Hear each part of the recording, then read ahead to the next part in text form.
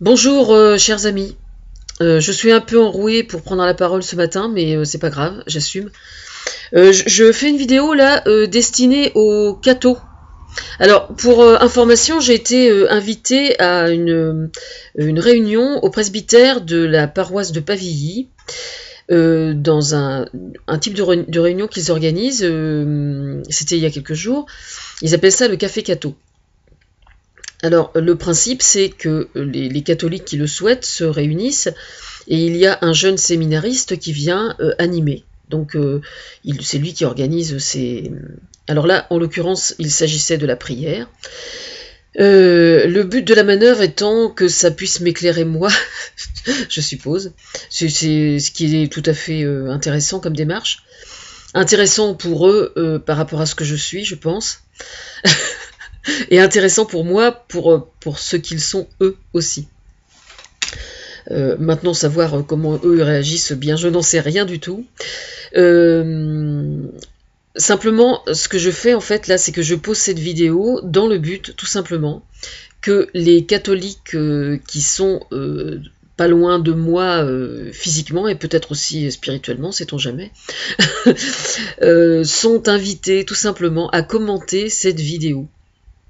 Alors, le thème qui a été choisi ce soir-là, c'était la prière, donc les conditions dans lesquelles les catholiques prient, je dirais l'introduction à la prière, les raisons de la prière, la nature de la prière et ce que ça nous apporte, etc., etc. Donc c'est vrai que c'était très intéressant de voir à quel point ça pouvait être sensiblement différent d'un catholique à un autre, notamment. Et c'est bien, d'une certaine façon, parce que ça prouve au moins que la personnalité de chacun ne s'en trouve pas pervertie. Ce qui en soi est une excellente chose, enfin en tout cas conforme à ce que moi aux valeurs que moi je défends au sein des catholiques. Voilà, parce que je fais partie des catholiques, il y a peut-être des gens que ça emmerde, hein, personnellement, mais bon, il va quand même falloir vous y faire. Parce que c'est pas tout jeune, ça remonte à 50 ans. Hein. Bon, non, plus que ça, 53 ans, très exactement, depuis mon baptême. Alors, notamment, évidemment, j'ai dit qui j'étais, pas par rapport au pape, parce que alors là, je n'irai pas jusqu'à dire que j'étais à deux doigts du lynchage, non, je plaisante, mais je pense qu'on m'aurait... Si on ne m'aurait pas jeté des cailloux, c'est parce qu'il n'y avait pas de cailloux sous la main. Mais bon, donc on n'a rien dit. Hein. Il y avait le prêtre qui était à côté de moi, et on l'a fermé tous les deux. Hein. Il a été au top, hein. Super. Il s'appelle, devinez comment il s'appelle? Marcel. Franchement, hein. Si ça c'est pas un heureux hasard, franchement, hein.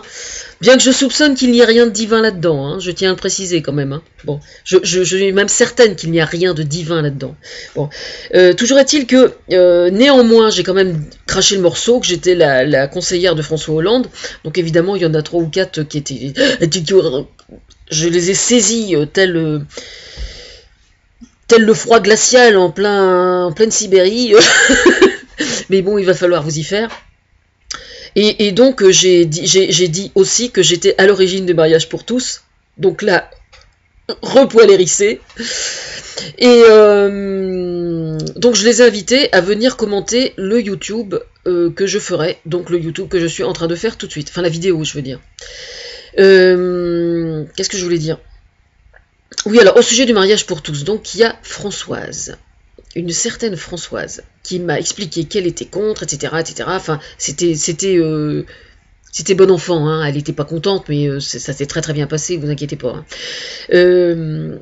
Donc en fait, elle m'expliquait qu'elle elle n'avait rien contre le fait que les homosexuels se marient, mais ce qui la perturbait, c'était la notion qu'on mette sur un couple homosexuel le mot de mariage. Chose à laquelle je lui ai répondu, comme je l'ai déjà fait à l'époque, de toute façon que je défendais mes arguments, je lui ai expliqué qu'à mon avis, c'était parce qu'elle considérait que un couple hétérosexuel était supérieur au niveau valeur à un couple homosexuel. Alors elle n'était pas contente, évidemment. Elle n'était pas contente que je lui dise ça, bien évidemment. Et alors elle m'a expliqué... Alors c'est intéressant justement parce que c'est une chose qu'on ne m'avait jamais dit encore, enfin c'est un argument qu'on ne m'avait jamais dit. Elle m'a dit, la notion de mariage, dans la religion catholique, implique la notion de filiation. Voilà. Alors, soit, j'entends fort bien. J'entends fort bien. Chose à laquelle je répondrai, si un couple de catholiques est stérile et qu'il a envie de se marier à l'église, est-ce qu'il a le droit? D'accord? Première question. Seconde question. Un couple n'est absolument pas stérile, mais revendique le droit de ne pas avoir envie d'avoir des enfants. Pas parce qu'ils n'aiment pas les enfants, mais parce que simplement, ils n'ont pas envie d'en avoir. Je veux dire, il y a des tas de professions. Moi, j'ai une fille qui est enseignante, par exemple. Il se trouve qu'elle n'a pas encore envie d'avoir d'enfants. Il est possible que cette envie ne vienne jamais. Ça peut arriver. Je ne considère pas que ma fille soit une pestiférée pour autant. Je suis désolée. Elle s'occupe, pour beaucoup, je pense qu'elle donne énormément aux enfants des autres parce qu'elle est enseignante et qu'elle tient, elle a son métier vraiment à cœur. Et je considère par exemple qu'il y a des tas de gens qui font énormément pour l'humanité, que ce soit dans le milieu bénévole ou que ce soit en tant que professionnel. Et je pense, moi, qu'il y a... Enfin, ça c'est un point de vue, ça n'engage que moi, hein, mais je pense qu'il y a certaines professions, quand elles ont à voir justement avec l'humain, notamment avec le comportement de compassion et de soins, d'écoute, etc., qui mangent d'une certaine façon l'instinct maternel. Enfin ça c'est une théorie qui n'engage que moi, mais toujours est-il que voilà, je me pose la question. Alors c'est intéressant, je vous signale, oui je dis moi que mes questions sont très intéressantes et ça ne me pose aucun problème. Et il se trouve que j'avais entendu un cas un jour justement d'un couple qui avait voulu se marier et qui avait dit à la préparation à la préparation du mariage, parce qu'il y a des réunions pour préparer le mariage catholique, chose que je trouve tout à fait cohérent, et ils avaient expliqué qu'ils n'avaient pas envie d'avoir d'enfants, quoi. Eh bien le prêtre avait refusé de les marier à l'église parce qu'il ne souhaitait pas avoir d'enfants. Voilà. Alors, la question est posée. Est-ce qu'un couple qui revendique le fait de ne pas avoir envie d'avoir d'enfants se trouve rejeté du mariage catholique ou se trouve rejeté des catholiques en général? Alors, vous pouvez commenter cette vidéo. Alors, jusqu'à nouvel ordre, pour l'instant, je suis au marché tous les jeudis matins au café. Mais moi, je vais au café, au vrai café, moi, où il y a des gens qui sont pas nécessairement cathos. Il y a peut-être des cathos aussi, hein. J'ai rien contre, hein, au contraire. Mais il se trouve que je trouve que dans un vrai café, c'est vachement intéressant et interpellant de discuter aussi avec d'autres personnes qui ne sont pas cathos. Voilà. Les cathos pouvant venir au café catho, au café qui est pas catho. Vous voyez ce que je veux dire? Voilà.